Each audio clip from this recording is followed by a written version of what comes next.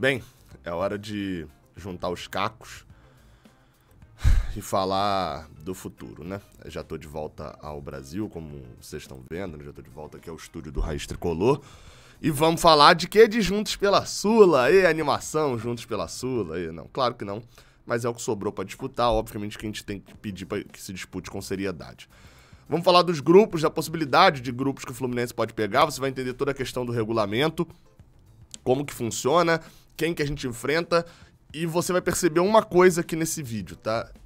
A Sul-Americana, ela é mais fácil do que a Libertadores, ela é óbvio, não é no nível de dificuldade, mas ela é traiçoeira. Acho que o termo exatamente é traiçoeira. Eu sou Gabriel Amaral, eu sou jornalista por formação, eu sou tricolor de coração. Se você quiser continuar acompanhando aqui o Raiz Tricolor, você se inscreve aqui embaixo. Se você quiser dar uma moral para esse vídeo também, você gostar desse vídeo, você aperta o like aqui no primeiro link que tá aqui embaixo. Beleza? Vamos lá, vamos embora então. A gente começa falando aqui sobre os potes. Eu abri até aqui o do Wikipedia, que tá bem organizadinho, tem a bandeirinha de cada time e tal, e dá pra vocês verem melhor sobre cada time. Primeira coisa o Fluminense entra na Sul-Americana na fase de grupos. Já teve, como vocês podem ver aqui em cima, na verdade aqui embaixo, uma fase prévia onde Bolívia, Chile, Colômbia, Equador, Paraguai, Peru, Uruguai e Venezuela classificaram 4 times e sobram apenas 2. Por que isso?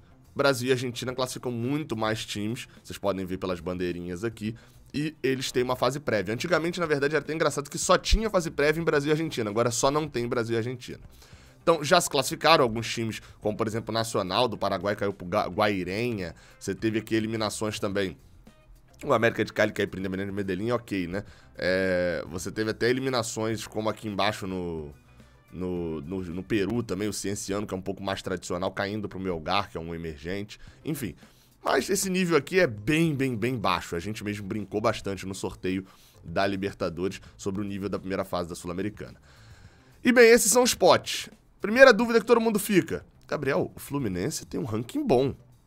O Fluminense seria pra ficar em pote 2, pelo menos. O Fluminense tem um ranking melhor do que o Defensa e Justiça, talvez, não tem não? Tem. Mas quem vem da Libertadores, como a Universidade Católica do Equador, o Barcelona de Guayaquil, o Everton de Vinha del Mar e o Fluminense, obrigatoriamente vem para o pote 4. Enfim, uma regra da Sul-Americana. Então, obviamente, esses clubes vêm para o pote 4. Ou seja, a gente já sabe que o Fluminense não enfrentará nenhum desses 3 times, nem o General Cabadirro, que nem ranking tem, nunca tinha jogado nenhuma competição, o Cuiabá, o Guairenha, do Paraguai, ambos os paraguaios, e o Deportes Antofagasta, do Chile, que a gente já enfrentou em 2019. A gente não enfrenta nenhum desses 8 aqui na fase de grupos.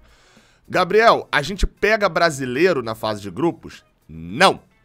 A regra da Libertadores permite que quem venha da pré assim pegue brasileiros, porque pode acontecer de ter 9 brasileiros na Libertadores. Se o Fluminense avançasse, o América avançou, seriam 9 brasileiros. São 8 grupos, óbvio que tem que poder cair um brasileiro no grupo do outro.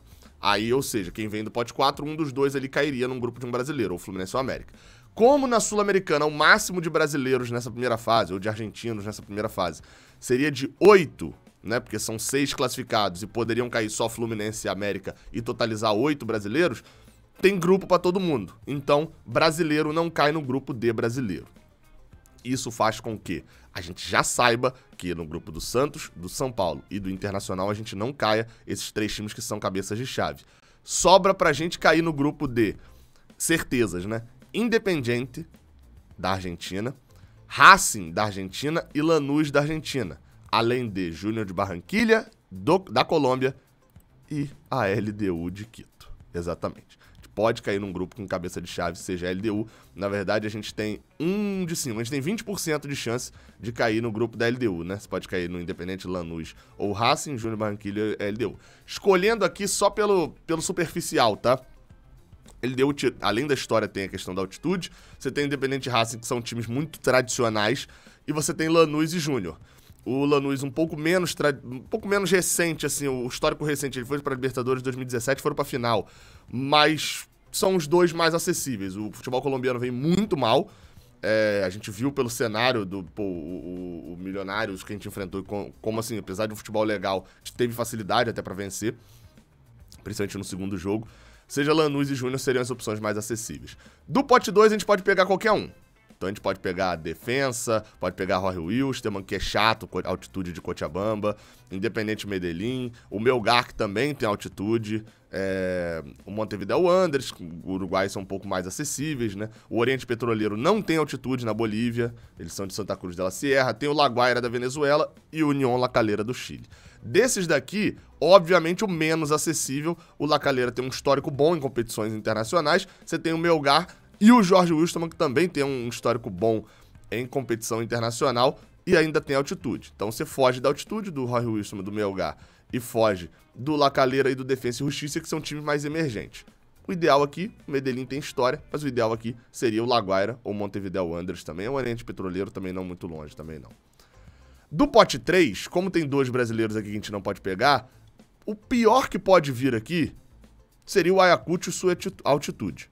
Porque tanto o Unión de Santa Fé da Argentina, o Banfield, o River Plate do Uruguai, o 9 de outubro do Equador e o Metropolitanos da Venezuela, nenhum desses times são times que, nossa, que desespero, que problema que seria enfrentar. Não, são times em que a gente entraria, sem dúvida nenhuma, com uma vantagem já de início e seríamos favoritos contra eles. O 9 de outubro, ele é do Equador, mas ele é de Guayaquil, então não tem altitude. Ou seja, deu um panorama geral dos grupos. Só que, dane-se o pote 2 e o pote 3. Quê? Gabriel tá maluco, pô. Dane-se o pote 2 e o pote 3, pô. Vai cair no nosso grupo. Só passa um. Só passa um por grupo. Então, independente do pote 2 ou pote 3, óbvio que times do pote 2 ou pote 3 podem se classificar, é claro, não tô falando isso, né, mas tô falando assim. Independente do pote 2 ou pote 3, a gente vai ter que vencer o pote 1 também. A gente vai ter que vencer o pote 1, o pote 2 e o pote 3 e passar em primeiro. A Sul-Americana é traiçoeira. A Sul-Americana é traiçoeira. Você pode pegar um grupo que você olha aqui, o melhor grupo possível. Vamos botar o La Guaira da Venezuela e vamos botar o 9 de outubro do Equador. 2 times sem tradição nenhuma, que a gente nem sabe nada em relação à bola direita, e vamos considerar que eles são times muito fracos. Beleza, né? E aí, o seu cabeça de chave é o Independente. Complica a sua vida toda. Teve um caso assim na Sul-Americana... Teve um caso assim na Sul-Americana do ano passado. Entre brasileiros, né? Na situação de um brasileiro, justamente até com o Independiente. O Bahia. O Bahia pegou o Montevideo City Torque, que é um time do grupo City, e o Guabirá, da Bolívia. Todo mundo bateu no Guabirá. O Bahia mesmo perdeu em casa pro Montevideo City Torque, mas pouco importava já nesse jogo, né? Já estava eliminado. Só caiu o Independiente no grupo dele. E aí o que aconteceu? Ele bateu em todo mundo, mas... Ele bateu em todo mundo, não. Ele poderia ter batido no Montevideo City Torque, poderia ter batido no Guabirá, mas o Independente fez 4 vitórias e 2 empates. Então, assim, o Independente, na verdade, ele só empatou com o Bahia fora e com o City Torque fora. De resto, ganhou tudo.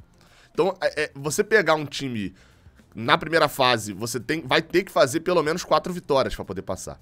Nenhum time passou com menos de 4 vitórias. Ou seja, você vai ter que ganhar do cabeça de chave no mínimo. Então, a Sul-Americana... Aliás, só pra não dizer, o Rosário Central passou com 3 vitórias, mas era um grupo que ficou bem embolado, tá? Só pra ser justo.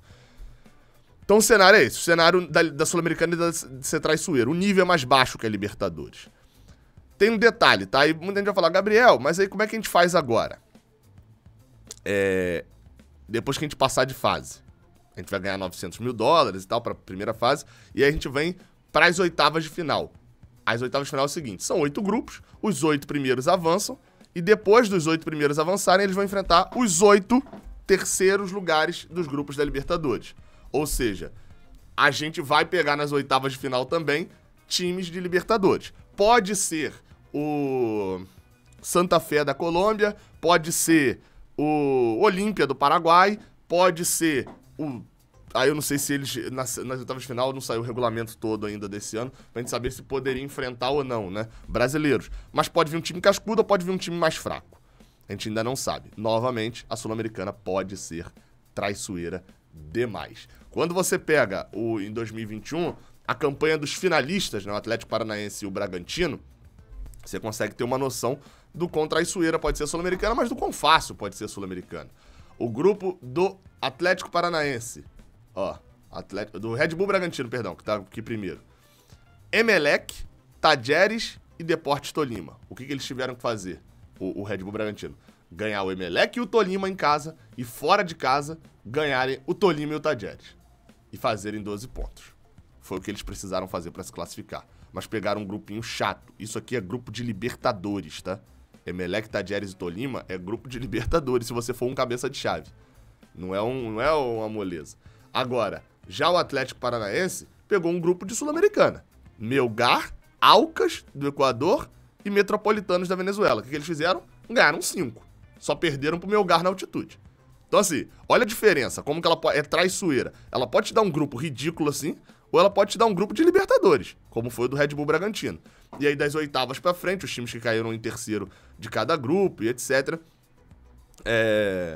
se enfrentando em sorteio, né? O Atlético Paranaense, por exemplo, pegou a América de Cali, que é um time bem tradicional, mas que não tem tanta bola, pegou a LDU e pegou o Peñarol. Isso é caminho de Libertadores. Na fase de grupos, eles tinham pegado o caminho moleza. Aqui pegaram um caminho de Libertadores sem os argentinos. Já o Red Bull Bragantino, pegaram o Del Valle, chato Del Valle. Pegaram o Rosário Central, chato Rosário Central. E pegaram o Libertad na semifinal. Ou seja, não dá pra dizer que a Sul-Americana é moleza. Agora, falando de Fluminense especificamente, a gente montou um time, gastou dinheiro, tá gastando ainda ao longo do ano, pra disputar título de Libertadores. É inaceitável que o Fluminense não dispute o título da Sul-Americana. Esse é o cenário. É isso. Dúvidas? Coloca aqui nos comentários, beleza? Até a próxima. Valeu.